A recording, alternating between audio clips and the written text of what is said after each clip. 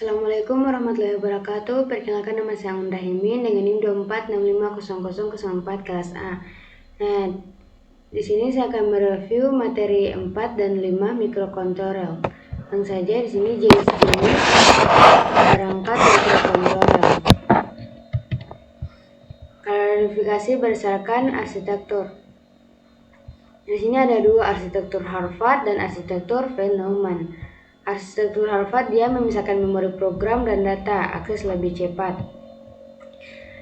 Nah, arsitektur Harvard memisahkan memori program dan memori data. Dengan pemisahan ini, mikrokontroler dapat mengakses instruksi dan data secara bersamaan sehingga kinerja menjadi lebih cepat. Arsitektur ini banyak digunakan pada mikrokontroler modem seperti AFR dan ARM. Selanjutnya, arsitektur von Neumann. Nah, dia berbeda dengan Harvard. Arsitektur von Neumann dia menggunakan satu jalur memori untuk program dan data. Keunggulannya dia struktur yang lebih sederhana, namun kecepatan akses relatif lebih lambat karena jalur digunakan secara bergantian.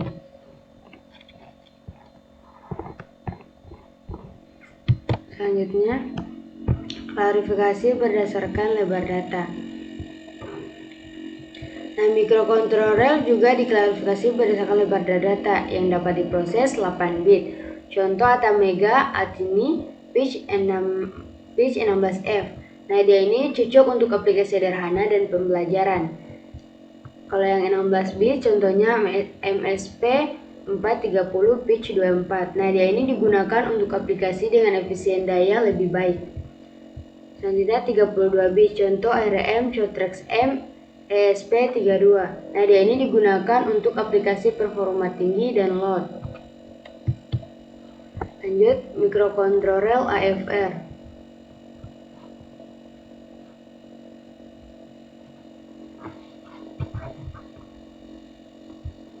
Contohnya, contoh seri Atamega 328P, Atamega 2560.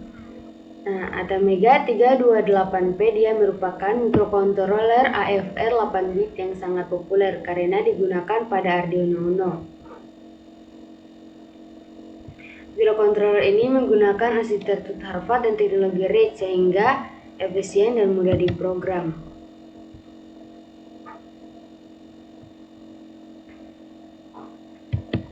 Atamega 2560. Nah, Atamega 2560 adalah versi besar dari Atamega 28P dan digunakan pada Arduino Mega. Mikrokontroler ini cocok untuk proyek kompleks karena memiliki pin dan memori jauh lebih besar. Ini Atini 85. Nah, Atini 85 merupakan mikrokontroler AFR mini dengan ukuran kecil dan konsumsi daya rendah. Sangat cocok untuk sensor kecil, wearable device, dan proyek load sederhana. Selanjutnya, mikrokontroler Pitch. Contoh serinya dia Pitch 16F877A.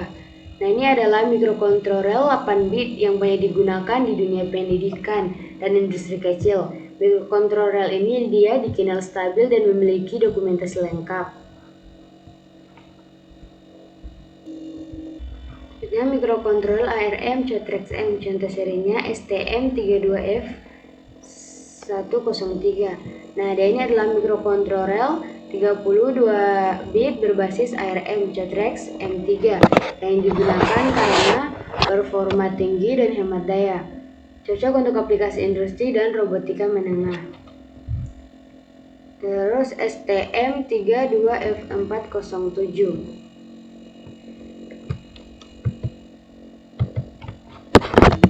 Nah, dia ini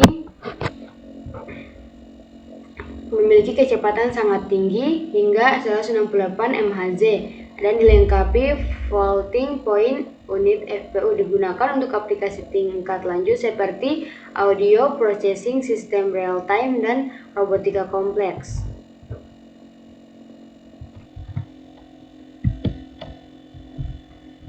Ini mikrokontroler 8051. Nah, ini Contoh serinya AT89S51, AT8952.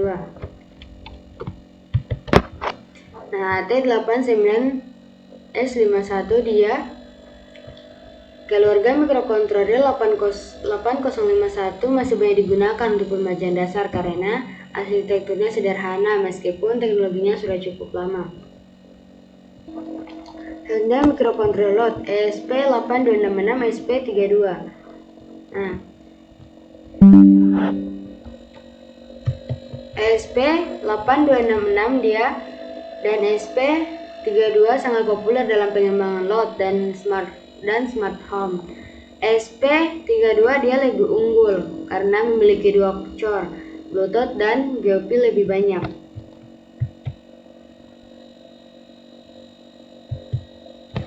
Selanjutnya mikrokontroler MSP430. Nah, MSP430 merupakan mikrokontroler 16 bit dan terkenal dengan konsumsi daya ultra rendah, sangat cocok untuk perangkat berbasis baterai seperti sensor, variabel, dan alat medis portabel. Nah, selanjutnya saya akan mereview materi kelima, mikrokontroler komponen elektronika. Pertama di sini ada resistor. Nah, resistor ini adalah komponen elektronika yang berfungsi untuk menghambat aliran arus listrik. Nah, komponen ini sangat penting untuk melindungi rangkaian dan arus berlebihan. Selain itu, resistor juga digunakan sebagai pembagian tegangan dan pengaruh arus pada rangkaian digital maupun analog. Nilai hambatan resistor diukur dalam satuan ohm dan harus disesuaikan dengan kebutuhan rangkaian. Hingga kapasitor. Nah, kapasitor adalah komponen yang berfungsi untuk menyimpan muatan listrik. Sementara, kapasitor bekerja dengan cara menyimpan muatan pada dua keping logam yang dipisahkan oleh bahan dielektrik. Kapasitor banyak digunakan untuk menstabilkan tegangan, meredam noise, dan meratakan arus. Hasil penyerahan jenis kapasitor yang sering digunakan antara lain adalah kapasitor elektronik, keramik, dan mylar. Selanjutnya dioda. Nah, dioda adalah komponen semikonduktor yang mengalirkan arus satu arah. Fungsi utama dioda adalah sebagai penyara arus, yaitu mengubah arus bolak-balik AC menjadi arus DC. Dioda banyak digunakan pada adaptor dan rangkaian satu daya. Selanjutnya LED atau light emitting diode. Nah, LED merupakan komponen yang dapat memancarkan cahaya ketika dialiri arus listrik. LED bekerja seperti dioda, namun menghasilkan energi cahaya. LED tersedia dalam berbagai warna dan banyak digunakan sebagai indikator pada rangkaian elektronik. Dalam penggunaannya, LED harus dipasang dengan resistor agar tidak rusak akibat arus berlebihan. Selanjutnya LED matriks. Nah, LED matriks atau dot matriks adalah kumpulan LED yang disusun dalam baris dan kolom. Komponen dia digunakan untuk menampilkan teks, angka, atau animasi sederhana. Setiap baris dan kolom dikontrol oleh mikrokontroler seperti Arduino Uno. Selanjutnya relay. Nah, relay adalah saklar elektromagnetik yang digunakan untuk mengendalikan tegangan dan arus besar menggunakan sinyal kecil. Relay sering digunakan untuk mengontrol peralatan listrik AC seperti lampu dan motor mikrokontroler. Ini transistor. Transistor adalah komponen aktif yang memiliki 3 kaki, yaitu emitor, basis, dan kolektor. Transistor dia berfungsi sebagai penguat sinyal dan skala elektron. Nah, dalam sistem Arduino, transistor dia sering digunakan sebagai driver untuk motor dan relay. LDR atau Leak Dependent Resistor. Nah, dia ini adalah cahaya yang nilai hambatannya berubah sesuai dengan intensitas cahaya. Semakin terang cahaya, semakin kecil nilai resistensinya. LDR dia baik digunakan pada lampu otomatis dan sistem alarm. Selanjutnya fototransistor. Nah, fototransistor, dia bekerja hampir sama dengan transistor biasa, namun dikendalikan oleh cahaya, terutama cahaya inframerah. Komponen dia sering digunakan sebagai sensor garis pada robot line follower. Ini 7 segment. Nah, 7 segment adalah tampilan angka digital yang tersusun dari 7 LED. Dia terdapat 2 jenis 7 segment, yaitu common cathode dan common anode, yang banyak digunakan untuk menampilkan angka pada sistem digital. Selanjutnya motor atau motor listrik. Dia berfungsi untuk mengubah energi listrik menjadi energi gerak. Motor DC dia sering digunakan dalam robotika, sedangkan motor AC digunakan pada peralatan rumah tangga. Nah, motor DC dia memerlukan driver agar dapat dikendalikan dengan aman oleh mikrokontroler. Selanjutnya buzzer. Nah, buzzer dia ini komponen yang menghasilkan bunyi sebagai indikator atau alarm. Buzzer dia sering digunakan untuk memberi tanda proses selesai atau terjadi kesalahan. Nah, alat ukur multitester. Nah, dia ini digunakan untuk mengukur tegangan, arus, dan hambatan. Alat ini dia penting dalam praktek elektronika untuk memastikan rangkaian bekerja dengan baik.